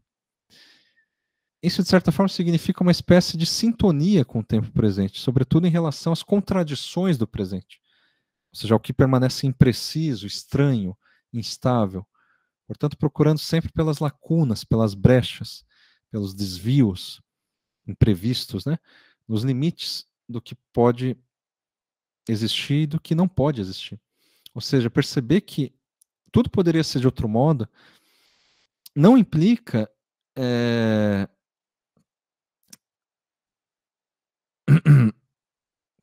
perdão que eu me perdi.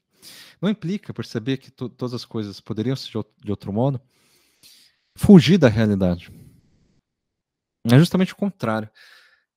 A questão é prestar atenção nas ficções que estão em jogo, inclusive escolhendo quais ficções vale a pena aderir, quais vale a pena contestar, mas principalmente como é possível deslocar essas ficções, essa sintonia com o presente, sempre com vistas a uma releitura do mundo e a um constante reposicionamento nesse mesmo mundo. Enfim, para não me prolongar, e para quem tiver interessado nessa abordagem, o artigo que eu elenquei para a próxima aula, né, vai explorar, é onde eu explorei como a heterotopia aparece no romance O Homem do Castelo Alto, do Philip K. Dick, que literalmente, eu diria, consegue jogar com outros mundos possíveis, visando justamente a releitura de um mesmo mundo, de um mesmo presente. Mas para encerrar essa aula, né, eu preciso finalmente retomar o Vampiroteus Infernales, do Flusser, e que também me parece apontar para um potente exercício de heterotopia pós-humanista, e que acaba sintetizando, de certa forma, tudo o que a gente viu até aqui. Agora sim, esse é o último slide, que traz uma citação, de novo, do Diante de Gaia, do Bruno Latour, junto de uma das ilustrações do Gustave Doré, para o livro Paraíso Perdido, do John Milton. Vamos lá, abro aspas. O que aconteceria, por exemplo, se dessemos respostas totalmente outras às questões que definem nossa relação com o mundo? Quem seríamos? Digamos terrestres, no lugar de humanos. Onde nos encontraríamos? Na Terra e não na natureza. E até em um solo compartilhado com outros seres, muitas vezes bizarros, com suas exigências multiformes. Fecho aspas. A questão, então, é até que ponto esse tipo de deslocamento que o Bruno Latour está propondo seria algo fantasioso e ilusório, e até que ponto, pelo contrário, acaba sendo produtivo e realista. Segundo o Bruno Latour, Se hoje a gente está diante de algo como o antropoceno, que até bem pouco tempo atrás não passava de uma fantasia de ficção científica, a gente precisa ser capaz de criar e disputar outras imagens de mundo, outras ficções, que possam dar conta dessa realidade alienígena na qual nos encontramos. O Vampiroteutos Infernales do Flusser é então nada mais do que o confronto, ou um confronto possível, com essa realidade alienígena. Mas que não é totalmente alienígena, uma vez que essa criatura, o Vampiroteutos, não caiu do céu, mas o contrário, emergiu das profundezas do oceano. Vale lembrar até que o oceano sempre foi um reservatório de mitos e lendas fundamentais em todas as culturas. Né? O Flusser não fala ali nesse livro, que foi escrito em 87 de novo, né? Em nenhum momento ele fala de mudanças climáticas. Mas notem como isso já estava ali implícito, a van la lettre, digamos assim. Por que será que essa espécie de polvo só foi descoberta em meados do século XX? Por que será que um animal que vive a mais de 1000 metros abaixo do nível do mar começou a aparecer na superfície? Quando a gente começa a pensar nisso, a realidade do antropoceno passa a ter contornos mais claros, né? Por isso que o Vampiroteutos é um tipo de especulação filosófica orientada à heterotopia, à releitura do presente. O que particularmente me impressiona no Flusser é como ele conseguiu criar, de maneira totalmente alheia a todas as tradições que eu mencionei hoje, um tipo de filosofia ficcional e fabulatória como um modo de investigação rigorosa do real, não por meio de modelos e princípios bem definidos, mas sim a partir de pressupostos irreais, situações improváveis e absurdas, por meio de contradições lógicas e construções fantasiosas. Mais do que um estilo filosófico, eu diria que se trata de uma estratégia pragmática e especulativa que lança a mão de lógicas contraintuitivas e do efeito de espanto e estranhamento para se fazer valer. Essa lógica, né, usa disso para se fazer valer. Ou seja, é sempre um tanto incômodo ler o Flusser. Eu relendo, sempre me incomodo. Porque na maior parte do tempo, a gente sabe que não dá para levar muito a sério o que ele está falando. E não é porque ele é nonsense, não está falando nada com nada, mas porque uma hora ou outra ele vai contradizer o que ele acabou de dizer. Esse que é o problema. Só que é justamente nessa quebra, nesses momentos em que toda a lógica se desfaz, é aí que o Flusser está falando muito sério, como um método de provocação. Por isso que o Flusser sempre foi acusado, por exemplo, por sua falta de rigor acadêmico, quando, na verdade, isso me parece deliberado e programático em toda a sua obra. E no caso do Vampiroteutos, onde o Flusser não esconde o seu viés humanista e até romântico, ele também levanta contradições e ambiguidades nessa própria posição humanista e romântica, levando-nos a questionar se essa posição não seria também uma espécie de retórica deliberadamente frágil que o Flusser quer colocar em xeque. Então, como eu resumiria o Vampiroteutos Infernales? A princípio, o Vampiroteutos é o alienígena, né? É a criatura mais distante do ser humano. Mas, esse é o mais importante, justamente por isso, por essa distância, paradoxalmente, é também a criatura mais próxima de nós. Como explicar esse paradoxo? A gente costuma pensar, por exemplo, que o bolsonarismo e a extrema-direita é um fenômeno que escapa de toda lógica, de toda normalidade, como um ponto fora da curva, um câncer alienígena que vai infectando toda a política. Ou seja, como algo que veio de fora, extraterrestre. Eu acho que não. Isso não é uma força que surge do nada, mas é uma força que existia antes, mesmo que adormecida. Afinal, sempre houve setores conservadores no Brasil que apoiaram a ditadura, que apoiaram o nazismo. E esses setores não deixaram de existir, por mais que tenham sido durante algum tempo, talvez reprimidos e silenciados. Agora, esses mesmos setores reaparecem com toda a força. Mas notem, não como um elemento externo à história ou à própria política nacional, como se alguém como Bolsonaro fosse um outsider, que é o que ele diz. Mas a gente sabe, ele nunca foi um outsider. Pelo contrário, ele sempre esteve inserido diretamente no sistema político. Mas a gente insiste em encarar esse tipo de fenômeno à distância. Então, coisas como a conspiração da Terra plana, a escola sem partido, a chamada ideologia de gênero, globalismo, marxismo cultural, epidemia trans. Tudo isso parece formas muito primitivas para nós de um ressentimento anti-intelectual, obscurantista e fundamentalista. Mas se a gente for parar para ver isso tudo um pouco mais de perto, a gente vai perceber que, por exemplo, o integralismo brasileiro foi o maior partido nazista que já existiu fora da Alemanha, né? E que a igreja evangélica já se encontra presente há décadas nas camadas mais precarizadas da população. Ou seja, não tem como a gente dizer que isso tudo surgiu do nada. Como se de uma hora para outra a sociedade tivesse sido tomada pela extrema-direita.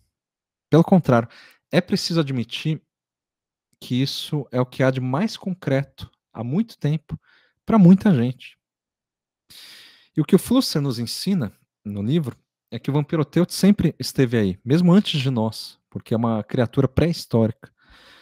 O problema é que a gente prefere não admitir isso, muito menos que possa haver semelhanças entre nós e ele.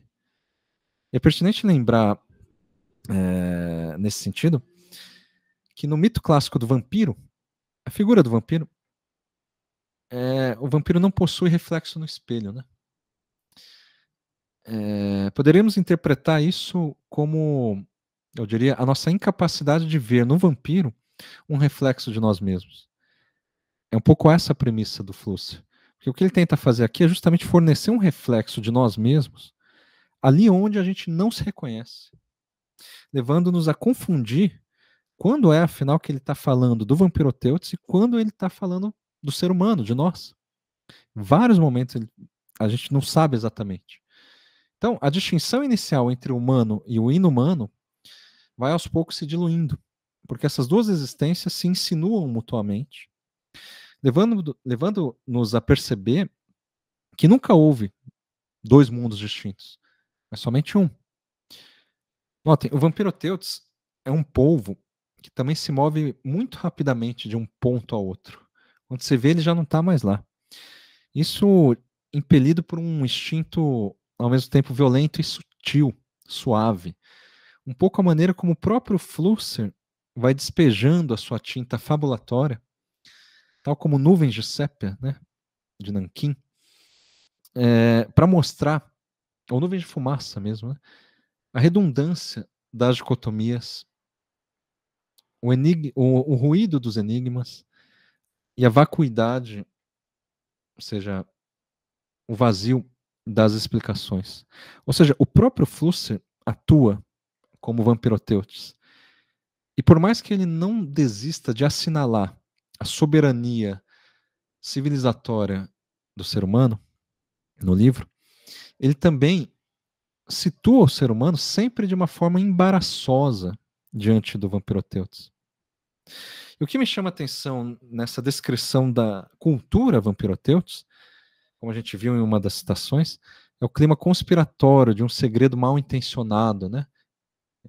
De seduzir, aquela coisa de demagogia e tal. O Flusser insiste em dizer que essa criatura se comunica sob a forma de enigmas. O enigma é aquilo que pode ser decifrado, ele pede para ser decifrado, enquanto a conspiração é necessariamente indecifrável. Então percebam, a gente tem aí uma ambiguidade interessante. O enigma é o que nos seduz a decifrar